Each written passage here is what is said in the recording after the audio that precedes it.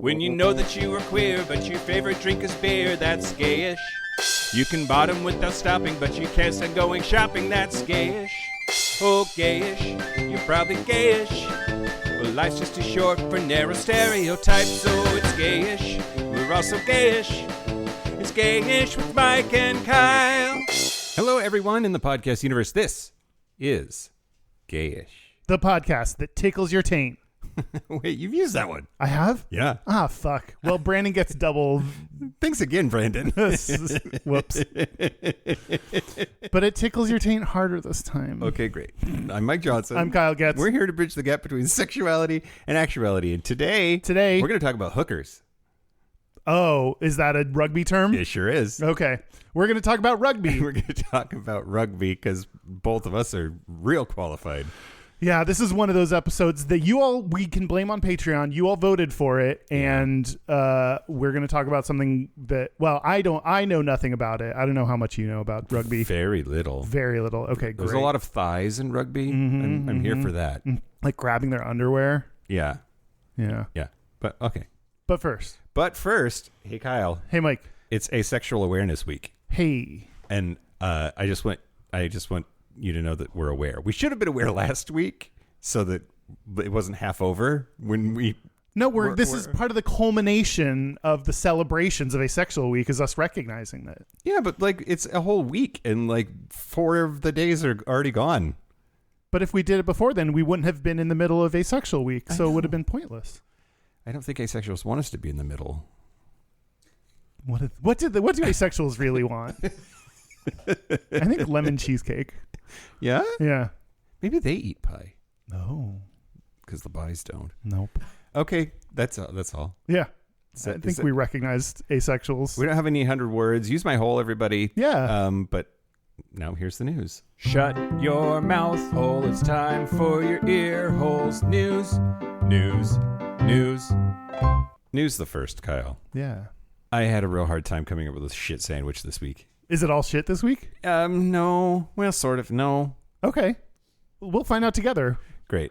It's more of a like a, I don't know. What's 2 pieces of shit on top of some fun? It's a fun sandwich. It's like made out of shit bread. An open-faced shit sandwich. Okay, news the first. Yeah. So, in case anybody thought that this was just going to be an exercise in like the abstract, it's actually happening. The state of Texas is suing a doctor for allegedly providing gender-affirming care to trans youngsters. This is the first legal case against a medical professional since the ban on treatment passed into law in Texas. The lawsuit, announced by Texas Attorney General and real dickbag fuckface asshole Ken Paxton. Is he on the list? Add him to the list. I'm going to vote for him. The lawsuit, announced by dickbag fuckface asshole Texas Attorney General Ken Paxton, has been brought against Dallas-based Dr. May Lau, who is accused of providing hormones to more than 20 minors. Her profile on the UT Southwestern Medical Center website, where she's an associate professor in the pediatrics department, says she specializes in, quote, adolescent female and male sexual and reproductive health, including menstrual disorders, polycystic ovarian syndrome, dysmenorrhea, breast masses, gender dysphoria, education for and treatment of sexually transmitted infections, and the provision of contraception. So basically what she's accused of is falsifying records so that testosterone prescriptions are being given to these minors for reasons other than transitioning. So basically, quote, Dr. Lau is putting the health and safety of minors at risk by prescribing testosterone, a controlled substance, to biological female minors for the purposes of transitioning their biological sex or affirming their belief that their gender identity is inconsistent with their biological sex in violation of Texas's health and safety code. Which I think I support. I love malicious compliance. Which is like, yeah, it's not because they're trans. It's because it's for normal cis reasons. For normal cis reasons that they need testosterone. Yeah. But yeah. So the state is asking the court for an injunction against her and for her to be fined as much as $10,000 for each alleged violation. Wow. And I don't know, man. Like, if you're a doctor and you've like said the Hippocratic Oath, which is that you will do no harm and that you will provide health care to people who need health care.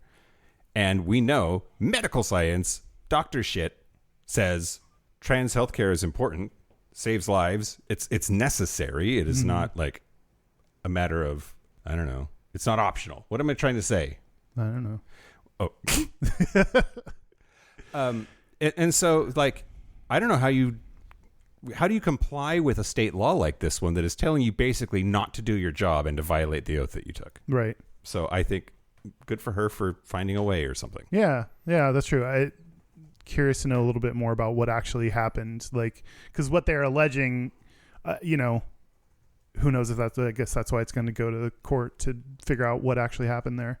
Yeah, it says that she falsified medical records, prescriptions, and billing records to give testosterone to these minors. And it says minors. I doubt they're like 8, which is what the fucking right wants us to believe. Yeah. That they're getting testosterone shots at the gym during lunch break of elementary school. Yeah. And usually usually transitioning includes like mostly social stuff, like so name, clothing and stuff. So that's usually the kind of treatment that helps with younger people, or like if anything puberty blockers. So I'm surprised there's more going on than just puberty blockers. Like I don't know enough about trans healthcare to know what younger people need to help support their gender dysphoria. Well, you know who else doesn't know about trans healthcare is fucking Greg Paxton. Ken Paxton. Politicians.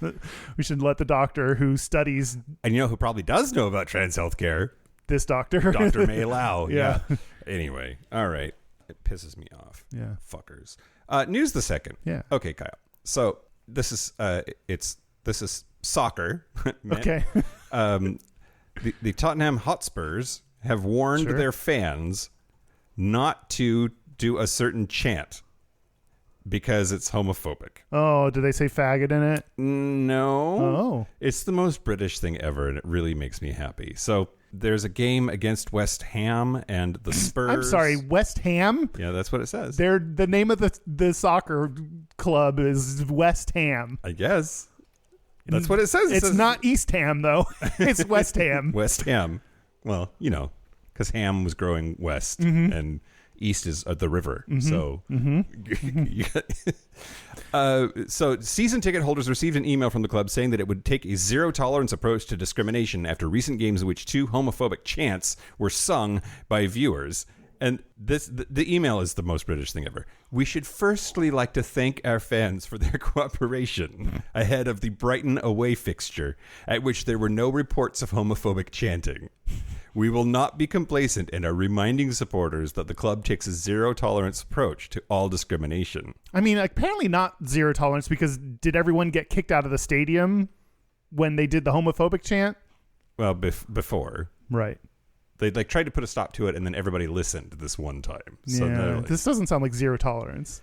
Our stewards will once again be wearing body cams to identify individuals involved in unacceptable chanting so the club can take the strongest possible action.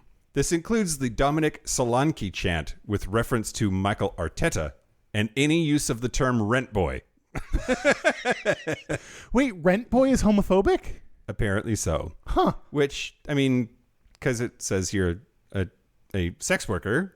Yeah, but you can be hired by straight people. I mean, you can. So one chant's lyrics is Dom Solanke is fucking class. Mick Arteta takes it up the ass. 60 million down the drain. Dom Solanke scores a gain. Huh. It rhymes in British. A second chant calls Manchester United player Mason Mount a Chelsea rent boy. So they chant Chelsea rent boy. Hot.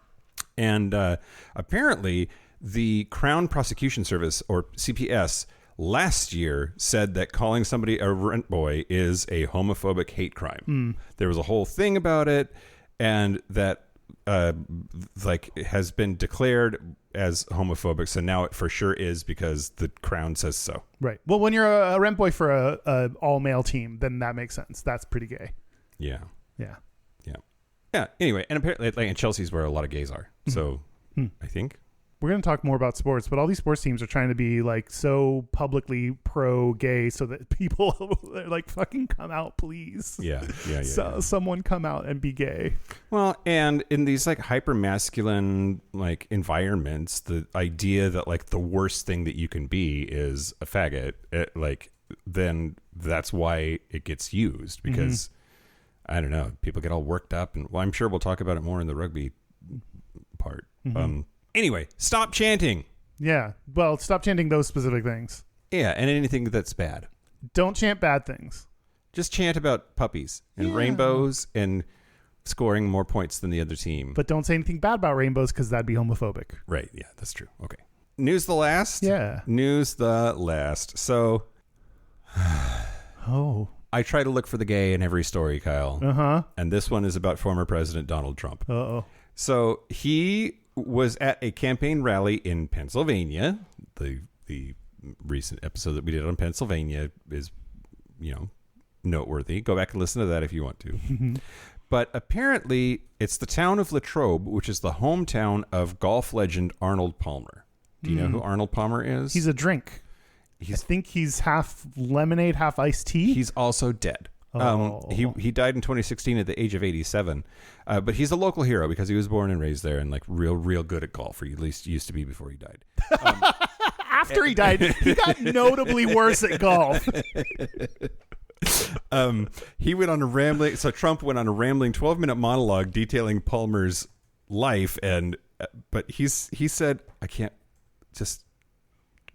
Donald Trump said this shit.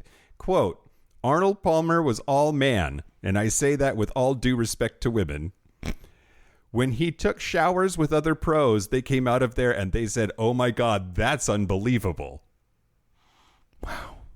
He's talking about his dick? I had to say it. We have women that are highly sophisticated here, but they used to look at Arnold as a man. I don't see any way around him saying Arnold Palmer's dick was so big it scared the other golfers. Yeah. What? Wow. I wonder if that's true. I'm glad the legacy he's leaving behind is his giant dick. I mean, I didn't know he and that pole vaulter were had so much in common. I mean, we're the problem, Kyle. We sexualize everything. Yeah. Like, we're the gross ones. Yeah. But Arnold Palmer was quite a man. Apparently so. But for the former president of the United States of America, who's currently running for office, to talk about the giant hog of a dude because he's speaking in front of that player's hometown is just... what planet do we live on? It's weird. It's a weird thing to do. He's a weird man. Yeah. Yeah. All right. That's the news. That's the news. Speaking of other people, let's talk about the people that signed up for our Patreon for some reason. Yeah. I want to thank our new Patreon member, This Guy 14. This guy? Yeah. I guess 1 through 13 were taken. So I guess so. Yeah. I wonder if he has 2 thumbs. This guy. If you want bonus episodes, bonus segments, if you want to use Mike's hole, use my hole. Do that. If you want to get a t-shirt or a signed shirt or discount on the merch store, we got lots of benefits. You can go to patreon.com/gayish podcast. Do it. Do you want to talk about rugby? Well, first. I am the champion. Yeah. After losing a couple of months in a row, I'm very excited about the fact that I beat your ass. Yeah, I put up fishing and then you said rugby and I was like, oh fuck. Yeah, there's no way anything else was going to win but rugby. Good job. You won, Mike. Thanks. By a landslide on both polls. It was very, very lopsided this time. Yeah. Which then we had to actually talk about rugby, which I know nothing about. Yeah. Yeah, it's like the thing that gets you the votes is not always the thing you actually know about and can actually do an episode on. But I think I have some hopefully interesting things to talk to you about, but we'll see. Okay, well, let's... One of our Patreon members said, of course, rugby, sweaty straight boys grabbing each other over the entire game with no qualms. That was from Mark. So I think that reflects the sentiment of why rugby is like hot straight dudes. Yeah, it does seem like there's a lot of like piles of sweaty dudes with their hands down their pants for inexplicable reasons. Yes. And they're all like thick boys. They're thick boys. 2 C's. Maybe 3 C's even. Maybe 3. Ooh. That elusive third C in thick. I think they earn it. They for sure earn it. They're like, oh my God. Well, I wanted to talk to you, of course, about the history of rugby. Sure. And this time, Kyle, the history of rugby is like dudes have been like throwing a ball at each other and running and then trying to murder each other for like a long ass time. Mm-hmm. But the game of rugby itself has an interesting past. And so we're going to play 2 Lies and a Truth. So I'm going to tell you 3 stories, and one of them is actually how rugby was founded. Okay. Do you know the answer already? No, I don't. Okay, great. No. I love this. Okay, so number 1. Rugby was invented in 1823 by William Webb Ellis, a student at Rugby School in England. According to legend, during a football match, Ellis picked up the ball and ran with it, defying the rules of the time. This act of defiance is credited with creating the distinct handling game that became rugby. Number 2. Okay. So the third one is it's named after the school it was invented at. Mm-hmm. Mm-hmm. Number 2, rugby was invented by Lord Percival Smythe, a confirmed bachelor and an eccentric aristocrat in the early 19th century. Smythe, known for his flamboyant lifestyle and love for physical activities, created the game to entertain his guests at lavish garden parties. His version of rugby involved players wearing elaborate costumes and using a ball made of silk. And last, the Romans. The origins of rugby can be traced back to ancient Rome, where it was played by gladiators as a training exercise. The game was known as harpastum and involved teams of gladiators trying to carry a ball across a marked field while avoiding tackles from their opponents. It was eventually banned because it was too violent, but was later revived in medieval England and evolved eventually into the modern game of rugby. So there's your 3 stories, Kyle. Is it named after the school that it was invented at?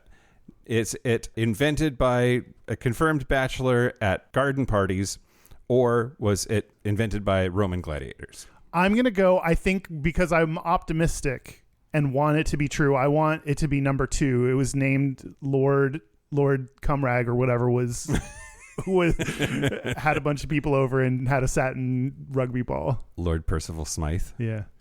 No, that's a lie. Oh man, the Romans, I'm less interested now. The Romans is also a lie. The harpastum was a game and it did exist and it was banned because it was too violent, but it only bears like a passing resemblance to rugby. No, rugby was named after the school at which it was invented by this boy named William Webb Ellis, who apparently in 1823 was like, fuck this game, I'm going to pick this ball up and run. And then he had to get chased. And that eventually turned into rugby. So if you break the rules, you might, instead of like, oh, you're not following the rules of the game, just say you're inventing something new. Right, exactly. That's what I say at work all the time when I don't do it. I'm inventing something new. Sure. Or like when I blow a red light and the cop pulls me over, I'm like, yeah, I'm inventing a new sport. I'm inventing a new way to interact with red lights.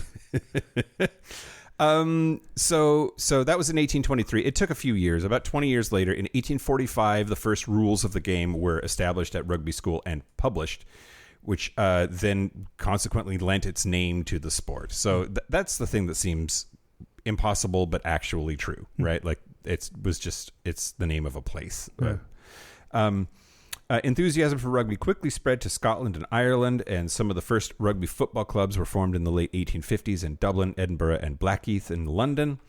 By the start of the 20th century, rugby had spread across the globe to mainland Europe, North America, and British colonies in the southern hemisphere. Yeah, I'm going to talk a little bit more later about like the rules of rugby and the positions and whatnot. But like, what do you know about the rules of it? Like how's rugby played? What do you know? It seems like you throw the ball backwards and then someone catches it and tries to run as far as they can until everyone stops them. And then once they stop them, they throw it backwards again and someone else tries to run. I think you just described the whole game.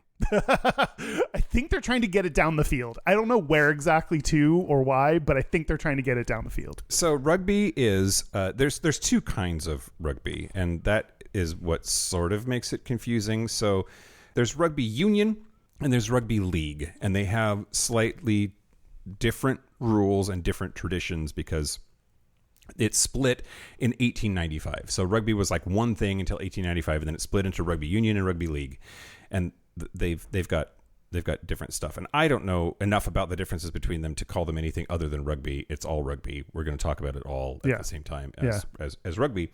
And but basically, rugby is played by two teams of 15 players each, and each position is numbered. So if you say a 6, that means a thing. That's your position. Sure. They all also have names, and we're going to talk about those. But they're trying to score the most points within 80 minutes. It's divided into two 40-minute halves. And the primary objective is to carry the ball over the opponent's goal line and ground it to score a try. And a try is worth 5 points. Players, this is part of what you were saying, players can pass the ball only sideways or backwards. You can't pass the ball forwards. But they can kick it in any direction. And then the game involves various set pieces like scrums and lineouts to restart play. Tackling is a key defensive strategy, and players must release the ball when they have been tackled. The team with the most points at the end of the match wins. So it's not unlike football, but American football, you can pass the ball forward if you're the quarterback. Mm-hmm. And play stops every time the ball is grounded. Every time there's a tackle, then you restart. Everybody lines up again, and you go. In downs, we call them downs in football, and that does happen in certain circumstances in rugby. But basically, instead of restarting every single time, if you're tackled, you release the ball and you keep going. You keep going over and over and over again instead of like having this like stop of play. Yeah, it's super as violent. There's lots of like. They don't wear pads. Yeah, they also don't wear pads, which seems like a good way to lose an eye. Yeah, that seems dangerous. I think it is dangerous, and we'll talk about that a little bit later. But you have some data. I'm going to tell you some data. So this is from a study called The Effectiveness of an Educational Intervention Targeting Homophobic Language Used by Young Male Athletes, a cluster randomized control trial by Eric Dennison, Nicholas Faulkner, Carrie S. O'Brien, Ruth Gines, and Mitch Canning. This appeared in the British Journal of Sports Medicine in 2023. And what they did. I'm guessing that the effectiveness is not 0, but is significantly less than shaming on TikTok. Oh, you think shaming on TikTok is the best way to reduce homophobic? Yeah. I think that's why Gen Z is like on board with shit, because like they have a culture of like, you can't say XYZ or you're going to get blasted on TikTok. And then like that makes people behave. They did not. That was not one of their follow-up recommendations, unfortunately. All right. But we need to do our own study to see if blasting people on TikTok is effective means of controlling homophobia. They had a professional rugby team, I guess. I don't know. Melbourne Rebels Super Rugby team delivered an anti-homophobia. Why are they super? I don't. Super Rugby is like a different. I don't know. Oh, okay. I don't know. I just wrote down what they said. Okay. That probably means something to someone. Super Rugby is like a tournament or something. I don't know. They delivered an anti-homophobia talk to every under 18s and Colts under 20s team in Victoria. Again, I don't know what those mean, but I'm assuming 18s means age and under 20s means age. So to these young kids, and they did a survey 2 weeks before and after the talks to measure the impact of the professional talk to see how much it affected their use of homophobic language. I think I like this. I don't know if there's any problems with the way the study was created, but it seems logical to be like, let's listen to how much they shit talk each other homophobically, and then we're going to say, sit down, fuckers, and listen to this shit. Yeah. And then see if that helped. Yeah. Okay. Yeah. So the pre-training survey before the Rebels came in and talked, there were 55% of self-reported using homophobic language at least once over the previous 2 weeks. Yeah. When was this? So more than half. 2023. What? Yeah. Okay. I was thinking specifically about like when we called everything gay. Even I called everything gay. That was like the 90s, and I thought shit had gotten better than that. This was like not just. I remember it said. I guess I didn't write it down. This was not just calling stuff gay. It was like calling people faggots and stuff. Okay. This was like, yeah. Great. So yeah, more than half self-reported using homophobic language, and 77% perceived teammates to have used homophobic language. Okay. So like. I do about half the time, but everybody else way more than that. Yeah, but like everybody else, if everyone does it half the time, then I don't know who the 22% are that didn't perceive any homophobic language. That's interesting. Oh, yeah. Okay. Yeah. Maybe they're just in denial. Maybe. Or didn't want to admit it. Or maybe they don't think anything is homophobic. Yeah. Yeah. Maybe they don't know that. Like, it's not homophobic. I just told that faggot that he sucks. Yeah. So the post-training survey, again, the numbers before 55% self-reported using homophobic language, the number rose to 61%. Self-reported using homophobic language. We made it worse. we accidentally taught them how. Oh, God. And again, 77% perceived teammates to have used homophobic language. That number rose to 82%. Okay. Great. Okay. I was kind of making a joke, but maybe I didn't realize it was homophobic. And then we taught them what's homophobic and what isn't. And they're like, oh, yeah, Tommy really is a bigot. I just didn't know. Yeah. Maybe? I think, or maybe it'd be like kind of funny after someone comes in and says, don't use faggot. If you're like, hey, faggot, that'd be kind of funny as a kid to like specifically react against that. I don't know. They didn't say why, but according to the study, quote, kids suck. That's the answer. Yeah. Especially if they're faggots.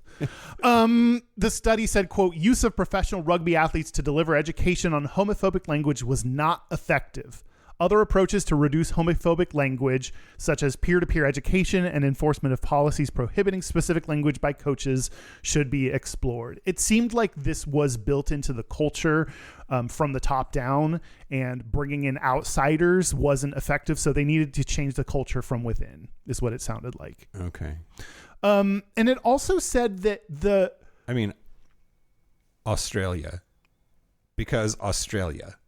Yeah. Yeah. What? Australians are like super mask broy about things. Is that why I'm into them? Probably. It's not just the accent. Not just the accent. Yeah. It's a good accent too, though. It's a good accent. Some people don't like it, apparently. Oh. Which I think they're wrong. I agree. Go ahead. When they actually asked them about their opinions towards gay people, they weren't homophobic.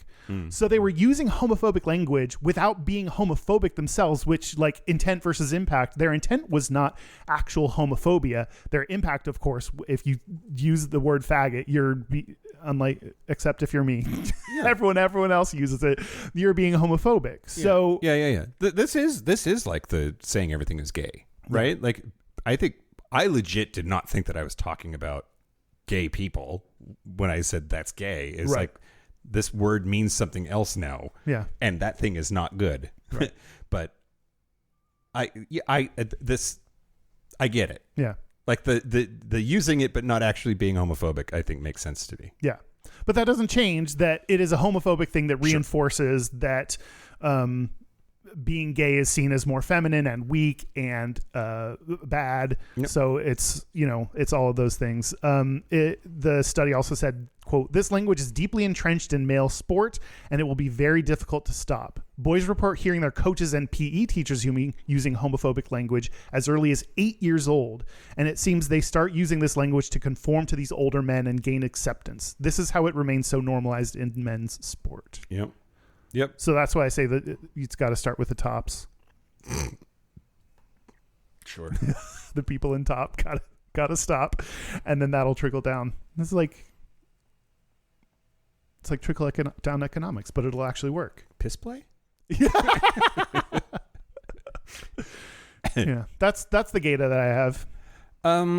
Okay, so I want to talk about the problem of toxic masculinity and how it seems to be associated with sports and how it seems to be particularly bad in rugby. Yeah, okay. There are gay rugby leagues. Yeah. there are a lot of gay rugby leagues. Yeah. The Seattle Quake is one of them. Oh. And I know that they're like a big deal, and they don't seem that bad, but they are like totes mask at the same time, right? Like I don't see many twinks playing rugby. Yeah, you got to be a beefy boy to play rugby. Yeah, a thick with 3 C's. Mm-hmm. So I wanted to talk about, this is also in Australia, which that's interesting. But so Tommy Raudonikis lost a grandson to a rugby injury. Oh wow! And he was playing rugby league, and this was back in 2013, so about 10 years ago, 11 years ago. So this kid was killed in a rugby injury thing that happened, and the grandfather, who was also a player who had played for many years and was ensconced in that universe, said, quote, "Everyone needs to understand that this was just an accident. Rugby league is a hard game played by hard men." Now, erection jokes notwithstanding about that sentence. So he's saying that this was a unfortunate and unpredictable thing that happened. But I want to know the stats on injuries and deaths in rugby. Like, is that true? Is this just an isolated incident? Exactly. Well, and apparently, at least in Australia, I assume this is worldwide also, but rugby league has a history of players carrying on even when they are seriously injured. So South Sydney captain John Sattler once played an entire grand final with a broken jaw. Oh my God. Ow. Yeah. I guess you don't need a jaw to throw a ball or run. In one game, South Sydney and Manly player Les Davidson played with a detached retina. Well, you need your eye to play the game, if I know one thing. And this whole thing about like, yes, this is a violent sport. Men are violent, and that somehow justifies what happens there. Yeah. Is like kind of toxic, right? Yeah. I mean, it's the like men can't admit when they need help or like are injured, like they don't go to the doctor, like, because that would be admitting that they need help and they're not independent anymore and that is frowned upon because we're taught that we're supposed to be the breadwinners and be independent and not need anyone, not have feelings. Yeah. So some of the injuries and people playing in spite of that also seems in line with some of those toxic masculine traits. Yep. This person that wrote this article said, quote, "I've watched rugby league for over 40 years. I've seen great players and exciting tries. I've also watched the player with the ball be hit by up to 5 opposing players at once, grappled to the ground, their faces pushed into the turf, perhaps an elbow to the back of the head for good measure, and this is all legal. It's been interwoven with coat hanger tackles, where an outstretched arm snaps a player's head back with great force, spear tackles, late tackles on defenseless players, and countless punch-ups. Yes, all this is illegal, and the referees do their best to stamp it out, but it still happens every week. It would seem that many Australian men, both players and fans alike, take this violence to be an inevitable part of rugby league. The hard game, hard men trope allows players, coaches, commentators, and fans to ignore the ugly side of rugby league. Invoke it, and that's all one has to say. Your interlocutor will nod wisely, and further discussion of the incident your remark refers to is rendered superfluous. In this way, the inherent violence of rugby league is silently sanctioned." And it reminds me of like the boys will be boys defense against like sexual assault and general bad behavior in the fraternity world, which I'm intimately aware of. And then things like police officers and I don't know. Do you have a response to all of that? Yeah, I mean, it'd be a bad podcast if I didn't. Great. Yeah, I like the fact that he's pointing out, like, you can't just say hard men and shut down the conversation. Usually that's the beginning of the conversation for me. But like, you can't just say that's just the way it is and move on. It seems like what they're trying to do is just say like, that's just how it is. Or that, like you said, like, that's just how boys are, or like, that's just the game. Yeah. And try to dismiss like, if you stand back and look at this is fucking violent and horrifying. Like, that's how I feel about football. I never watched the movie Concussion, but I felt the impacts of concussion. I feel like they started instituting new rules in the game of football because they... Well, so, okay, yeah, absolutely. It isn't limited to rugby. This phenomenon is not limited to rugby. I don't want to sound like we're picking on rugby. It just happens to be the catalyst for us to have this conversation. But yeah, in American football, they like started redesigning helmets and changing the rules about which kinds of tackling were legal. But also, I've read or heard they're still going to mash their heads together with their helmets, and it's going to scramble their brains. Like no amount of padding and changing their tackle stance is going to prevent the kinds of brain injuries that we are seeing in these players. Yeah. Like, it is unjustifiable and unmitigatable. Yeah. And yet we still do it because it's a multi-billion-dollar industry. Yeah. We think that there are benefits like teamwork and discipline and practice and like some of those things that come along with it, which you can also get through, like, I don't know what other thing you can play in the band and get a lot of those things. Overwatch? But like, sure. Video games? Sure.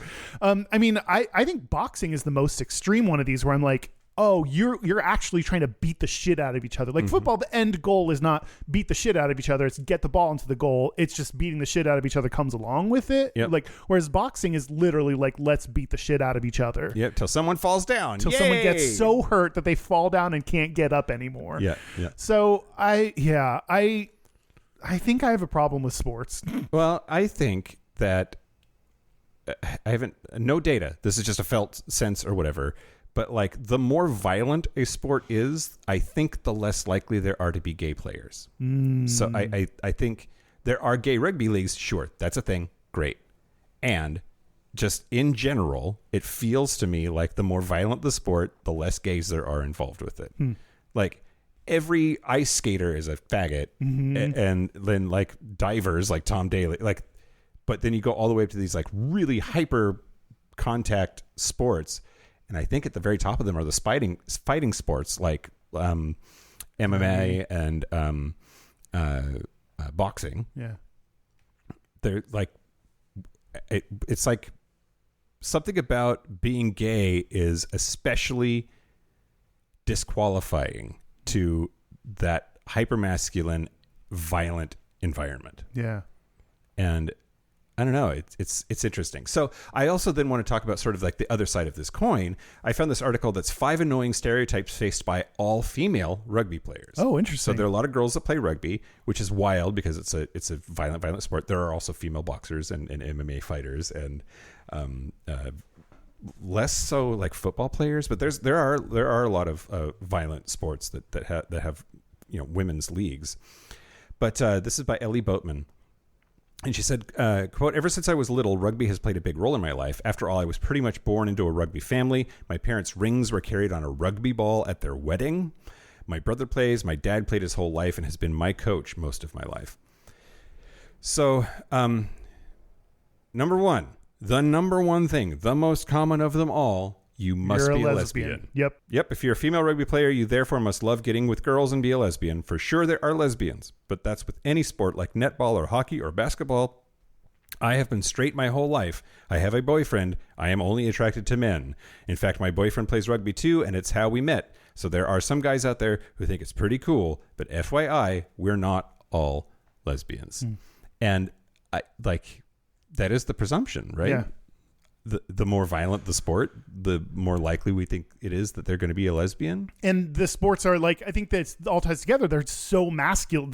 Sports are so masculine and such a masculine stereotype that the women that play must be more masculine and therefore into women. Yep. Number 2, you must be butch. Oh yeah. Which I think related. Number 3, you can't be very feminine. Right. Number 4, you can't be good at that. You're not big enough. Oh, but you're okay. Which is interesting. And number 5, you're going to get hurt if you keep doing that. Yeah, you might, but also the men might too. Right, exactly. But like the presumption that women are fragile and that they shouldn't be playing these. I think nobody should play some of these sports. Yeah. But are you calling to an end to rugby? no, I'm not calling for an end to rugby. I wanted to upset like most of the Brits in Australia. So not this summer, but last summer, for Pride here in Seattle, I went to the prom dress rugby match. Yeah, I went there too. And that was fun. Like, it was touch rugby, so it's not the like violent, like jab you in the eye, whatever version. So, I mean, I'm on board with that. Yeah, and all genders played. Yeah. So, and it was interesting to see how people interpreted the prom dress thing. Yeah. Like, it was everyone like did their own prom thing. Yeah. So, Yeah. Anyway, I didn't mean for this to be such a downer, and it really gayish. Yeah. it really does seem to me like there's a sports in general, but particularly violent sports, come with a toxic masculinity that then precludes gay men from playing, and apparently precludes the perception of straight women from playing. Yeah. And the whole thing is like, I don't know. It's just interesting. That leads very well into this guy I'm going to tell you about. Great. Excellent. I love it. I'm going to tell you about Israel Folau. Okay. I'm going to make the same joke I did in our pre-production meeting. Great. Can't wait. Is it Billy Falau's cousin? Yes. Do you know who that is? Didn't he chop off the... No, wait. No, that's Lorraine Bobbitt. Lorena Bobbitt. Okay. No, I don't know who that is. I don't recognize the name. Billy Falau was the student that Mary Kay Letourneau dated. Oh, right. Yeah. You do a good job at naming other people with the same last name. Yeah. It's a skill. Yeah, great. Look, if it were easy, everybody would do it. Yeah. Israel was a fullback on the Wallabies, which is an Australian men's national rugby union team. Mm-hmm. Looked that up and wrote it down because I'm sure people would care. Mm-hmm. And he was one of the nation's highest paid athletes. In 2019, on Instagram, he posted, quote, "Hell awaits drunks, homosexuals, adulterers, liars, fornicators, thieves, atheists, and idolaters." Idolaters? Idolaters. Mm-hmm. This was not the first time he had posted something homophobic and atheophobic. Yeah. I mean, religion, right? Yeah. In 2017, he tweeted, "I love and respect all people." That's not true. That's not true. You know when you say that something shitty's about to come out of their mouth. Yep. This is the I'm not racist, but for gay people. "I love and respect all people for who they are and their opinions, but personally, I will not support gay marriage." Peace sign emoji, heart emoji, prayer hands emoji. Sure. Great. The use of emojis is what gets me. Yeah. It makes it seem less virulent. Look, I hate gay people. Heart sign, like, sure. In 2018, he stated that homosexuals would go to hell in this unless they repented. Sure. Great. So he refused to cooperate, did not take the post down. Mm-hmm. So he was fired from a 4-year, $4 million contract for a breach of the player's code of conduct, which included, quote, respectful use of social media. Great. Excellent. Yeah. Do you think this is the right thing? I mean, yeah. Yeah? Yeah, I guess. The code required players to, quote, treat everyone equally, fairly, and with dignity, regardless of gender or gender identity, sexual orientation, ethnicity, cultural or religious background, age, or disability. Yeah. That's what. I went through this period of time where I thought that tolerance was the goal. And that just live and let live was the best that we were going to ever be able to do as a human society, because humans are terrible. Mm-hmm. And then at some point, I heard people on the right say, "You don't want tolerance. You want to change me so that I support you." And you know what? Yeah, that's where I've arrived. Fuck you. You don't get to feel like that. You need to change your mind. Yeah. Yes, I want to alter your beliefs. Yeah. Deal with it. Yeah. And so I don't know if saying to this person, working here means you have to treat everyone fairly. Treating everyone fairly means you can't be homophobic. You said a homophobic thing, retract it, and then you double down and say, no, fuck you. Great, fuck you. You're out. Yeah. Get the fuck out. I don't know. I have a hard time with the idea of like using social media, using someone's personal social media as a reason to get them fired. This could have gone to like, he sued. He argued that his contract was unlawfully ended because of his Christian beliefs. Sure. Of course. It's always Christianity. It's always religious freedom, but it's always Christianity. Yeah. It's your Christian beliefs. Yes, that is the problem. Yeah. You think that your Christian God says that gay people don't deserve to live. Yeah. That they're going to hell. That, like, yeah, it is your Christian beliefs. Your particular brand of Christianity. It's fuck you. And it's not just, it's also like because he could have quietly believed that and not said anything and wouldn't have gotten fired. So it's also like how public he was. He said, quote, "As Australians, we were born with certain rights, including the right to freedom of religion and the right to freedom of expression. The Christian faith has always been a part of my life, and I believe it is my duty as a Christian to share God's word. Upholding my religious beliefs should not prevent my ability to work or play for my club and country." So he sued Rugby Australia for $9.5 million. Great.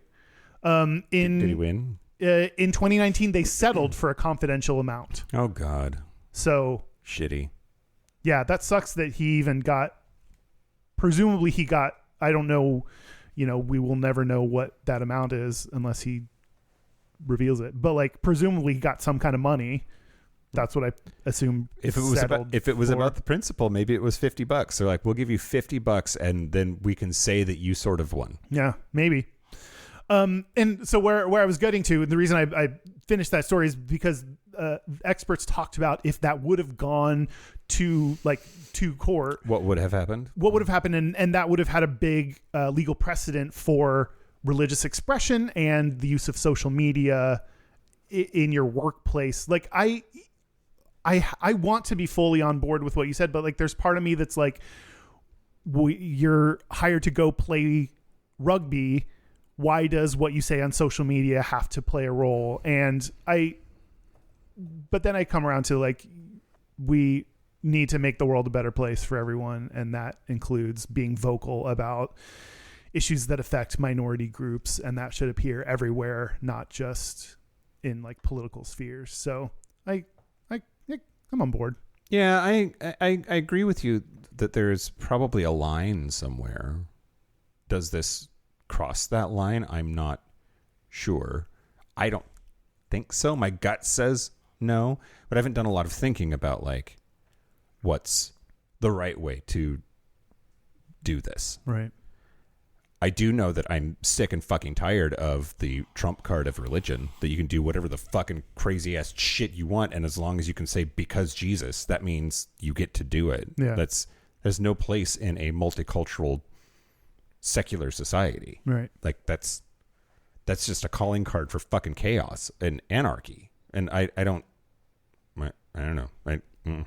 Yeah.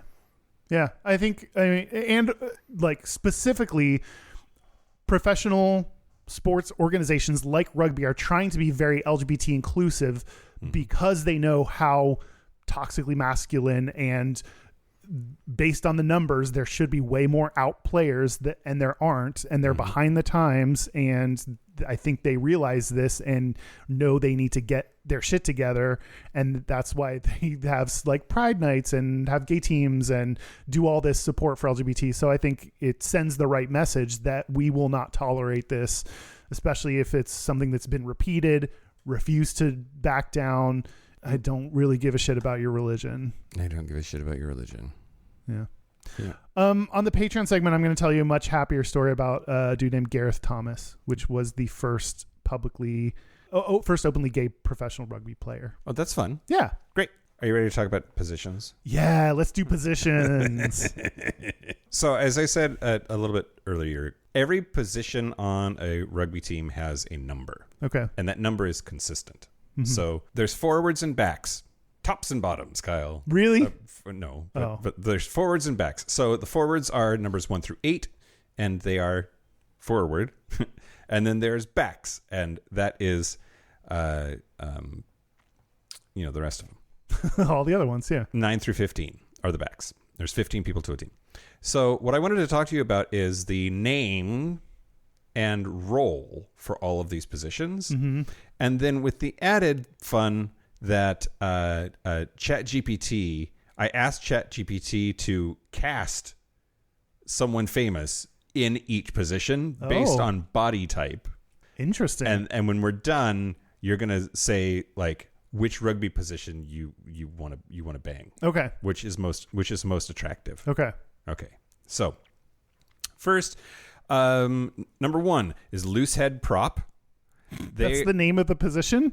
Yeah. Loose head? Loose head prop. I love getting loose head.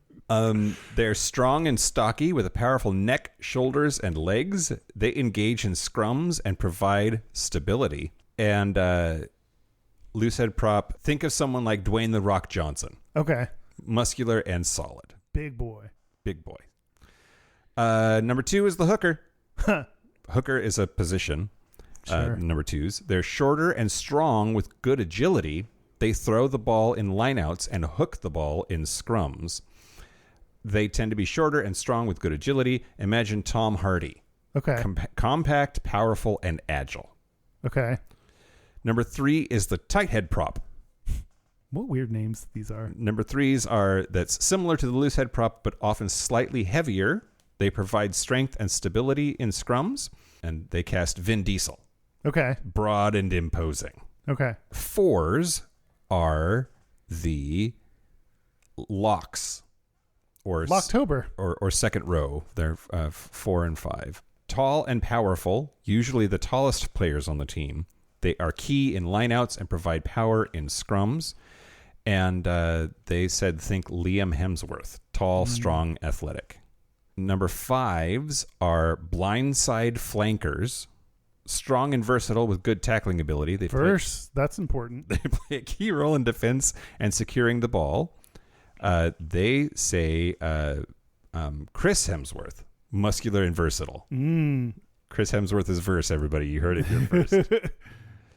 Number 6 is open side flanker, agile and fast, excellent tackling skills. They often compete for the ball at breakdowns. I don't know what most of the actual words you're saying. I don't know what most of these things mean. That's okay though. Rugby people get it. Also, I might be off by one. Oh, there's 2 locks. 4 and 5 are the 2 locks in the second row. Great. Then blindside flankers are 6s. 7s are open side flankers. They're agile and fast with excellent tackling skills. They often compete for the ball at breakdowns. They said Jason Statham. 8s are tall and strong with good ball handling skills. Yeah, handle them balls. They control the ball at the base of the scrum and are key ball carriers. They said Henry Cavill. Tall, muscular, and athletic. Number 9, they're scrum halves. They are shorter and agile. Now we're in the back row, the backs. These are the backs. Scrum half, they're shorter and agile with excellent passing skills. They link the forwards and backs and make quick decisions. Oh, so they got to be more smart. They said Tom Holland. Quick, agile, and sharp. Okay. 10s are fly halves. They're agile and strategic with good kicking and passing skills. They direct the team's attacks. Here they said, picture Ryan Gosling. Athletic and strategic. Which I don't think of him as strategic, but whatever. I think of him as so strategic. Mm-hmm. I don't know. I'm skipping 11s because they come later. They're wingers. 12s are inside centers. They're strong and fast with good tackling and passing skills. They break through defenses and support the fly half. Think Michael B. Jordan. Muscular and fast. Oh. I get more interested when you say the guy than the description of the rugby. Both have to be true. 13s are outside centers. They're similar to the inside center, but they're slightly faster or often faster. They exploit gaps in the defense and support the wings. And they said for 13, Zac Efron, quick and athletic. 11s and 14s are your wingers. 11s and 14s are fast and agile with good finishing skills. Yeah, finish him. They score tries and provide width in attack. Wingers, they say Usain Bolt. Incredibly fast and agile. That boy's hot and fast. And then last but not least are 15s. They're fullbacks. And the fullbacks... They have that in football. Agile and strong under high balls with good kicking and counterattacking skills, they provide the last line of defense. And they say David Beckham, agile, strong, and skilled. And then ChatGPT said, I hope this helps Kyle make his choice. Oh, ChatGPT knows about me. Hey, ChatGPT, tell ChatGPT I said what's up. I will. Okay.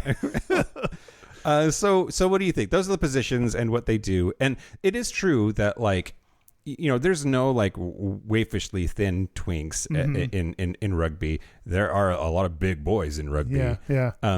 But there are lots of different body types in rugby. Like my rugby friends, I'll often hear them say like, "You've got the body of a 4 or whatever," like, and that, you know, means what it means. Yeah. But yeah, what do you think? What appeals to you most? I wrote down some names. I wrote down Liam and Chris and Ryan Gosling and Michael B. Jordan. I'm gonna go Michael B. Jordan. Okay. Which one was that? Inside center, a 12. A 12. So you want 12s? I like 12s. I think. So he's beautiful. Yeah. And got arms for days. apparently strong and fast and with good tackling and passing skills. Yeah, So he could tackle me. yeah, tackle me. I'm gonna go with 8s. What were 8s? Henry Cavill, Oh, okay. tall, muscular, athletic, sit on my face. See, I don't think he's, of course, objectively a very attractive man, but to the level that everyone else thinks he is, like, I just am not there with everyone. How does it feel to be so wrong, Kyle? I feel good about my decision. In the Patreon segment, I also am going to tell you some jokes that I left out. I found a blog that was saying like the most wicked takedown jokes for all of the positions. Oh, and okay. some of them, it could have fit the masculinity conversation because a lot of them are like, are they offensive? yeah, a little bit. But yeah, anyway, so I'll do that in the Patreon segment. Okay. Ooh, Does that mean we're done? I think with that sneeze, the customary we're done sneeze. Yeah, rugby. We wanted to pick a straight topic because we've been doing gay shit and guests recently. So I think we achieved that goal of getting a pretty straight topic. We talked about a lot of problems. I don't know that we have a lot of solutions for them, though. I don't know that we have a lot of solutions either. And I don't know. Please don't be mad. Oh, what? Why would people be mad? Rugby's a big fucking deal in like everywhere but here. Oh. And I think that maybe like, I don't know, people might rage quit the podcast over us not covering it correctly or in the way that they want it represented or something. I don't know. I mean, there are a ton of gay leagues. We didn't talk a lot about the gay leagues, but those exist. So there are other places, there are pockets of rugby that are very inclusive and supportive of gay people. So that also exists. But I don't think that changes the fact that the professional rugby is very masculine and homophobic. Yep. But they're working on it, I think. Yeah. I was thinking about playing rugby. Yeah? And then I was like, no, I'm old. You could play rugby if you wanted to. I mean, but north of 40, it's like you might injure yourself walking up the stairs. Like, sorry, Derek, welcome to your 40s. But yeah, so I don't know. Yeah. Probably not. You could. Is there like a touch rugby league? Is there like? There's got to be leagues for all different. I don't want to groups. play pussy rugby, Kyle. Oh no, Mike, you might be part of the problem. I might be part of the problem. Should we take a break? Yeah, let's take a break. Let's take a break. Hooker. Hookers, get at me. This is the part where Mike and Kyle take a break.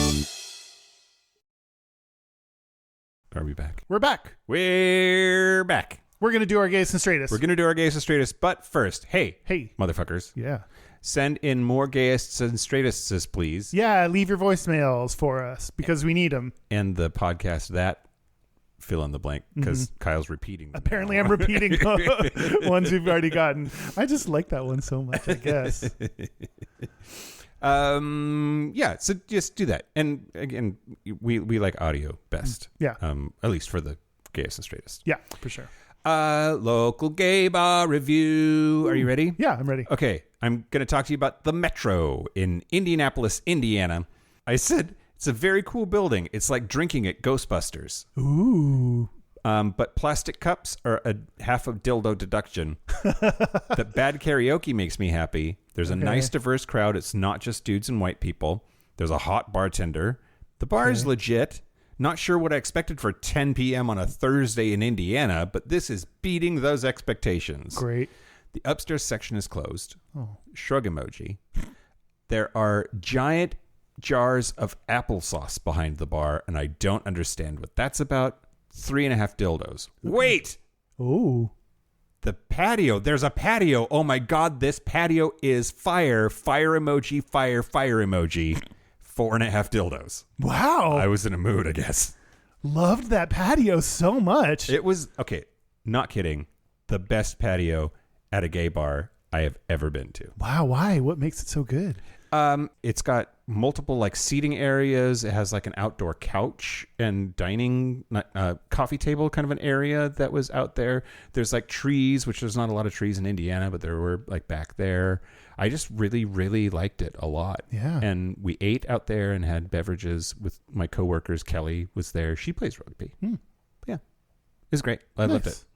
4.5 is pretty solid. Pretty fucking great. That might be the best that a bar can get. Without me getting laid, yeah. Yeah. Great. Our website is Gayish Podcast. Our podcast, Gayish. Yeah. Our website is gayishpodcast.com. Our media, our socials are Gayish Podcast at. Our hotline, you can send us text messages or leave us voicemails. It's 5855-GAYISH. That's 585-542-9474. Standard rate supply. Our website is gayishpodcast.com. And our physical mailing address is Post Office Box 19882, Seattle, Washington, 98109. Gayest and Straightest? Let's do our Gayest and Straightest. Okay, I'll go. Okay. So I got a new couch. So that is my gayest because updating your home decor Yeah. is gay. Gay. Where'd you get a new couch from?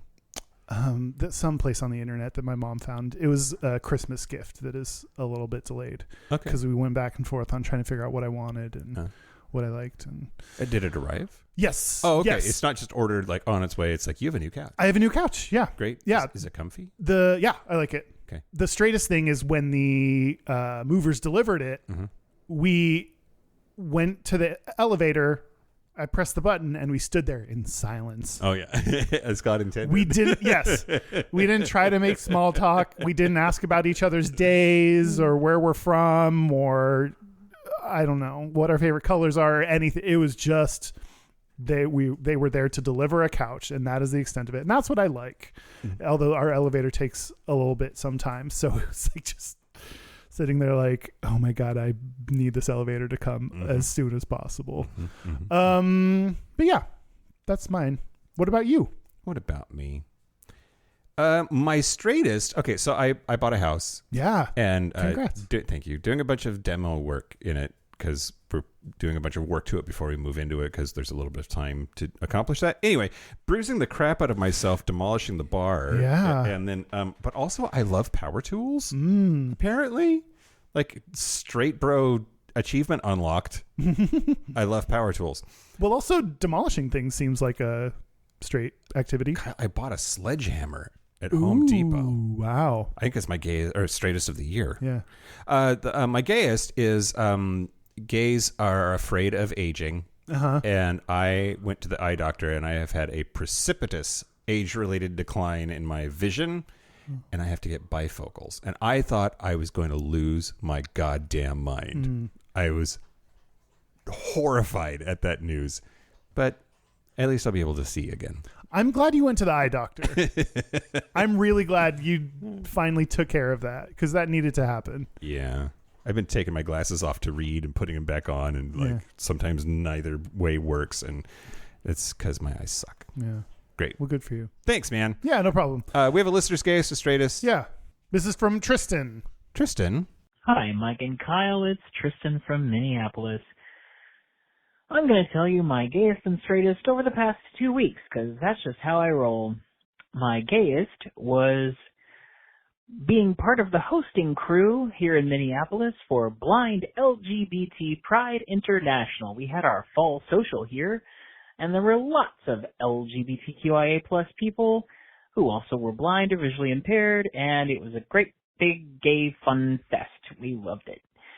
My straightest has been buying WD-40 so I can oil the squeaky hinges of my bedroom door. Because right now, it sounds like it's getting ready for Halloween. Well, great podcast. Thank you, thank you, thank you. Well, thank you, Tristan. Yeah. Thanks for the good work that you're doing. That seems really helpful. Yeah. And also, okay, 3 straightest liquids that one can own. WD-40. Whiskey. Oh. Bourbon. Uh-huh. WD-40. Uh-huh. And, I don't know, like liquid sadness. What's the third one, Kyle? Lube is gay. I was trying to think of what other liquids exist in my house. Oh, like lube that's actual, like for your car. Oh, car lube. Yeah, like some kind of oil, like a spare can of gas. Yeah. How about a spare can of gasoline But just sitting around? WD-40 is up there. Yeah, it fixes for sure. so many things. Yeah. And Yeah. I guess it's also lube. Spray lube. Spray lube. Sure. That's it. That's it. Thank you to everyone who plays rugby safely. I was going to say stay safe because that shit could kill you. Also, thanks to the 8s that are going to fuck me. Oh, God. Thanks to, I forget which number. Thank you to Michael B. Jordan. Yeah. Just him in general. And thank you to our super gap bridgers. Thank you to Locomotives, Kaylee Adams, Kit Oliver, Kobe Gordon, Squoggle, Pip, Andrew Bugby, William Bryant, John Crowley, Yost Osel, Jonathan Montanius, Forrest Nail, Steve Douglas, Explosive Zania, Michael Covington, Just Jamie, Thomas B., Dusty Sands, A. Coleman, Chris Cacciatorians, and Jerome York. Thank you for your support. Thank you for your money. That's it. This has been Gayish from the Chris Cacciatorian Studios. I'm Mike Johnson. I'm Kyle Getz. Until next week, be butch, be fabulous, be you. Hooker.